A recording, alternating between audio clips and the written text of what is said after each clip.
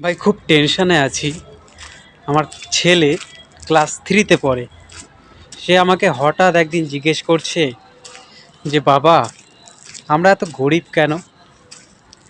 তখন তাকে আমি বললাম যে বাবা, আমাদের বিবেকটা এখনো বেঁচে আছে, তো সেই কারণে আমরা গরিব।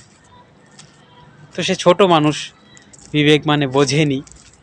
সে আমাকে জিজ্ঞেস করছে, আচ্ছা বাবা, বিবেক মানে কি? তখন আমি ওকে বললাম যে কোনো দিন এরকম হঠাৎ তোমার স্কুলের পাশের ফ্রেন্ড টিফিন নিয়ে আসেনি, তখন দেখি খারাপ লাগে না? তো সে বলল হ্যাঁ। আমি বললাম যে তখন তুমি তোমার টিফিনটা ভাগ করে খাও না? সে বলল হ্যাঁ।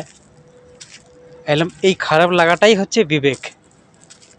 অন্যের দুঃখ দেখে, অন্যের কষ্ট দেখে যে খারাপটা লাগবে, এটাই হচ্ছে বিবেক। তখন সে আমাকে বলল, তাহলে বাবা, আমি যখন বড় হয়ে অনেক টাকা করব, অনেক বড় লোক হয়ে যাব, তখন কি এই বিবেকটা মরে যাবে?